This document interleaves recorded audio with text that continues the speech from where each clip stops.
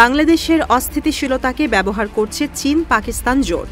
চীন সমর্থিত অন্তর্বর্তী সরকারকে কাজে লাগিয়ে ভারতের বিরুদ্ধে তৈরি হচ্ছে জোট। এই চীন পাকিস্তান জোট কাশ্মীর ছাপিয়ে নিজেদের মাকড়সার জাল ছড়িয়ে দিচ্ছে ভারতের পূর্বাঞ্চলীয় সেভেন সিস্টার্স পর্যন্ত। 3 দেশকে নানাভাবে অভিযুক্ত করে এমন প্রতিবেদন প্রকাশ করেছে ভারতীয় সংবাদ মাধ্যম নিউজ 18। প্রতিবেদনে বলা হয়, বাংলাদেশ আগে এসবের ধারে কাছে না গেলেও অর্থনৈতিক আর রাজনৈতিকভাবে চাপে পড়ায় এই দেশকে পুতুলের মতো কাজে লাগাচ্ছে ইসলামাবাদ ও বেইজিং।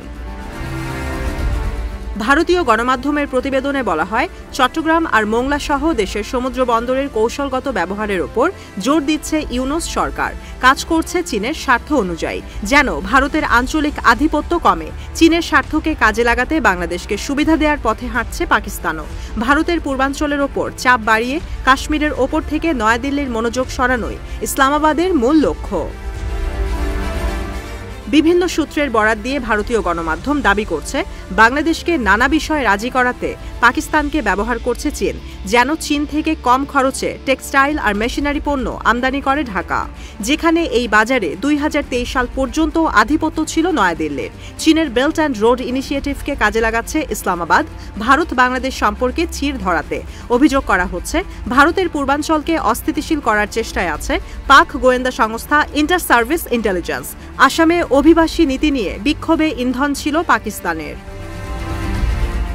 নিউজ 18-এর প্রতিবেদনে বলা হয়, উত্তর পূর্বাঞ্চলকে অস্থিতিশীল করতে United Liberation Front of Assam ULFA আর National Socialist Council of Nagaland NSCN-কে সক্রিয় করছে পাকিস্তানের ডিপ স্টেট।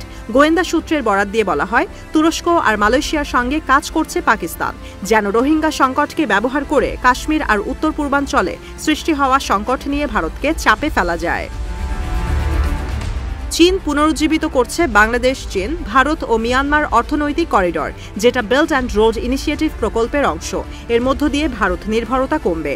পাশাপাশি চীনের VT-4 ট্যাঙ্ক ও টাইপ 056 কোভার্ট কেনার প্রক্রিয়াও বলে দেয়, ভারত আর রাশিয়া নির্ভরতা কমছে বাংলাদেশের। ভারতীয় গণমাধ্যমের দাবি, এর পুরোটাই হচ্ছে পাকিস্তানের কল্যাণে।